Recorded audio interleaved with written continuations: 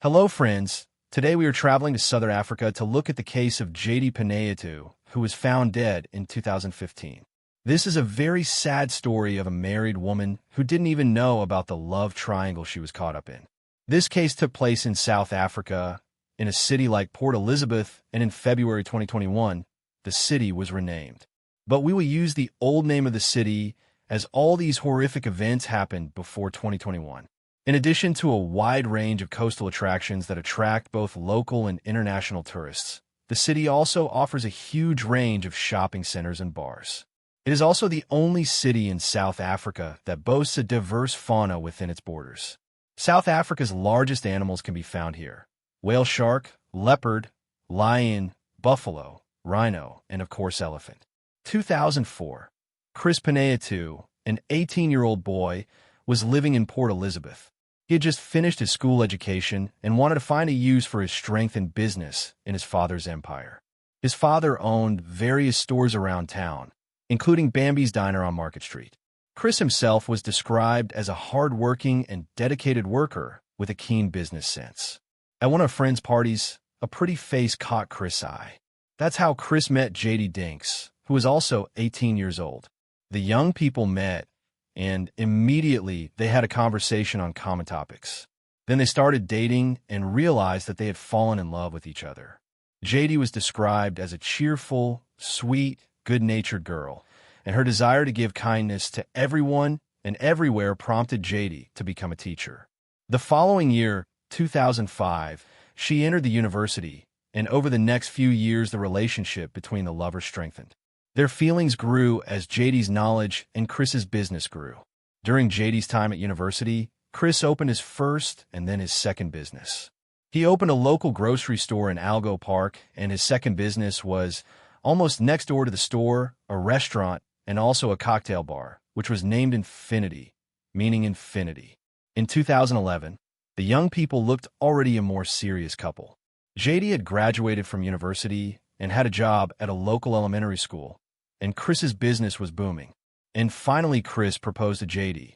The couple were officially engaged and went to live together, but it couldn't stay that good for long, as Chris had an affair at his store that Jayde didn't know about. About 2 years before these events, Chris had hired a young woman, whose name was Chanel Cooties, for the store. At first, there was only a business relationship between the two, but by 2012, things had changed. Chris and a subordinate began a secret love affair, and although everything was kept secret, co-workers picked up subtle signs of affection between the two. The lovers secretly spent nights together at local hotels, and when Jayde was away, Chris would venture out and bring Chanel to his home. It's unknown how long this would have gone on, but suddenly Chris's father became aware of the situation.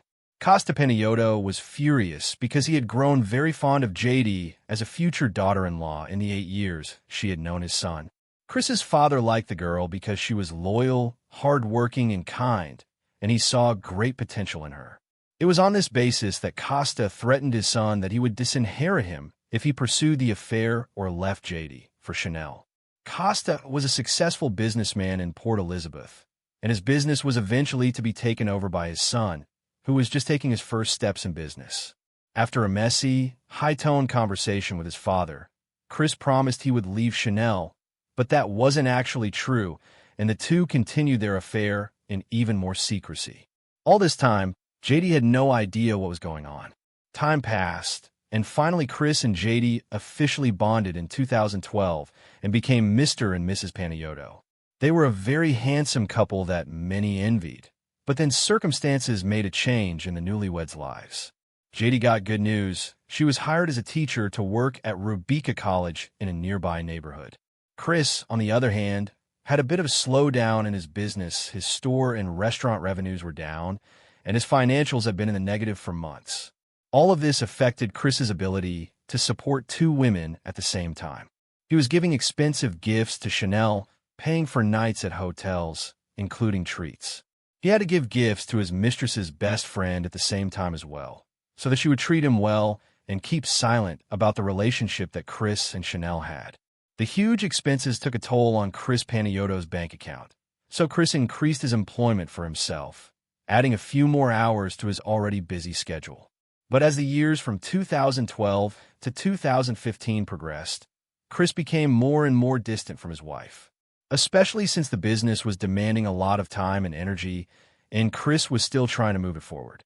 He had a constant reason to be present in his store and in the business in general. Jaydee began to realize that she had become lonely and her husband had no time for her. Talking with friends, the young woman shared that she rarely saw her husband at home, and when he was present, he was elsewhere in her thoughts and emotionally. Typically, Jaydee would try to get her husband to eat dinner at home and would even stop by the store to see him. But it wasn't enough, and by September 2014, Jaydee realized that her stamina was failing and she was on the verge of a breakdown. On September 21st, the young woman wrote a letter to herself in which she described her feelings.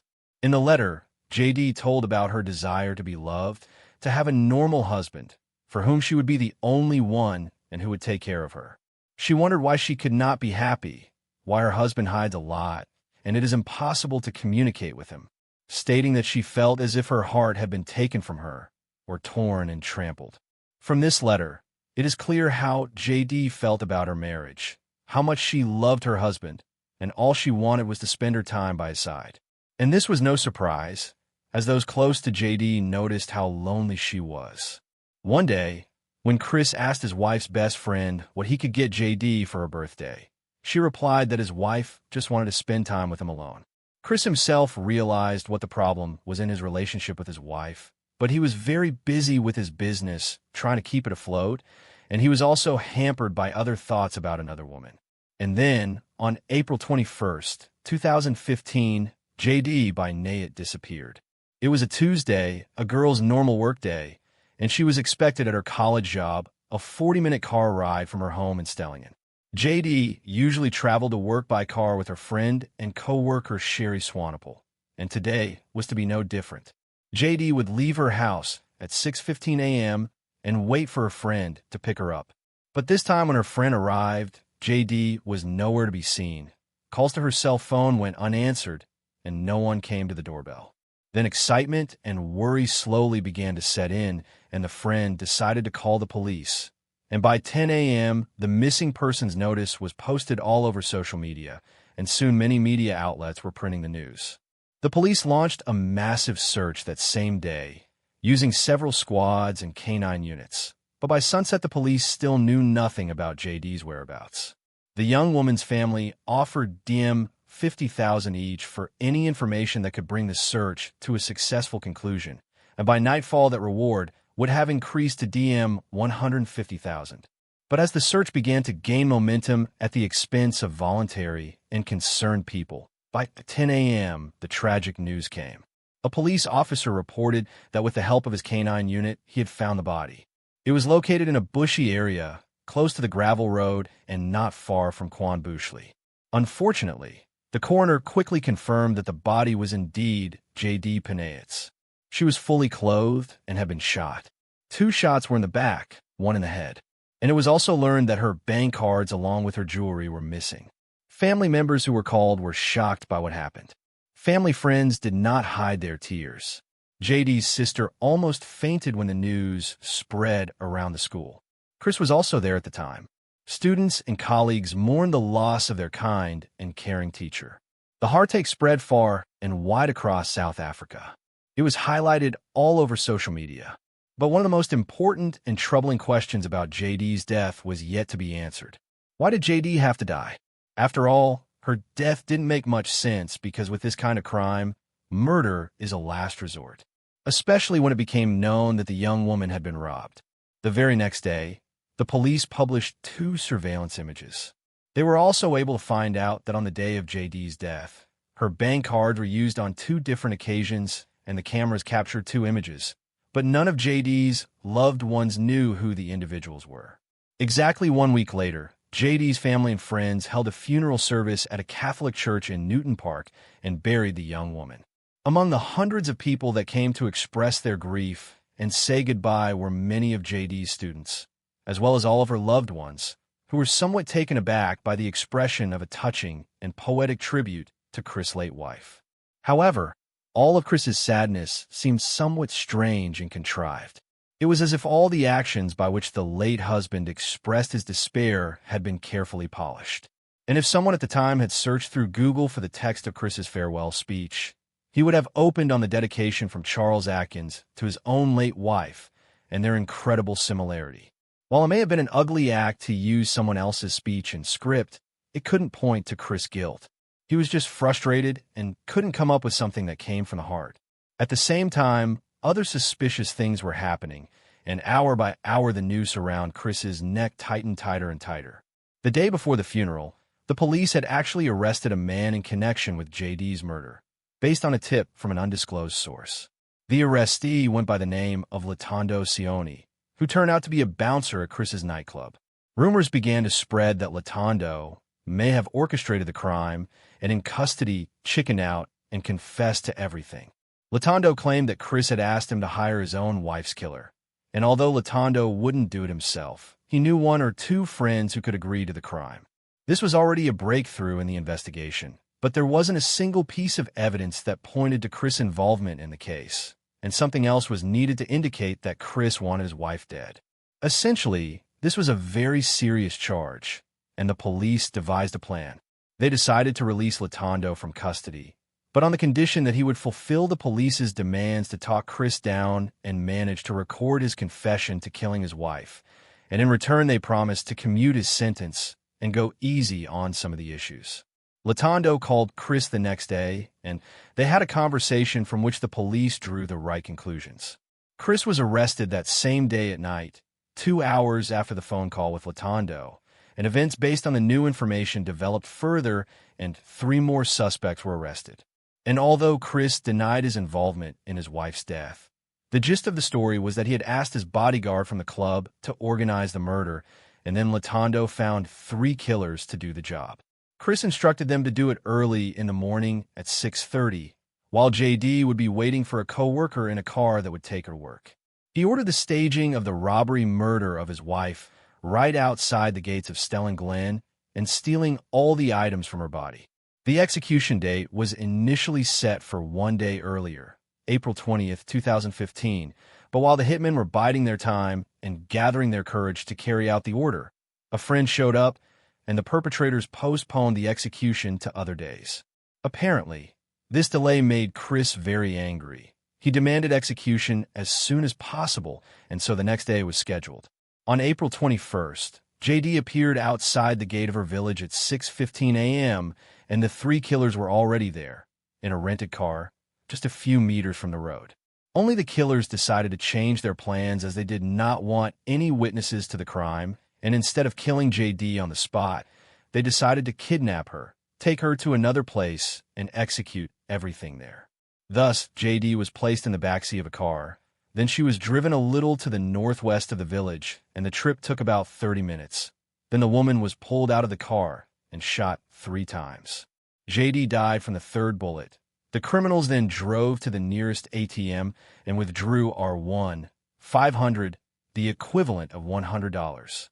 On the same day, the criminals made a second attempt to withdraw the cash, but due to an incorrectly entered PIN code, the payment was not executed. Both withdrawal attempts were caught on camera. The magistrate's court will try all 4 men together, excluding Vashabala, as a deal was struck with him and he was to be given a different punishment. Mysteriously, even before the trial began, one of the hired killers died suddenly, leaving the 2 men along with Chris to answer for what they had done. On October 11th, 2015, the trial against Chris and the 2 hired killers began. The prosecutors argued that the motive for the murder was that Chris could not support 2 women.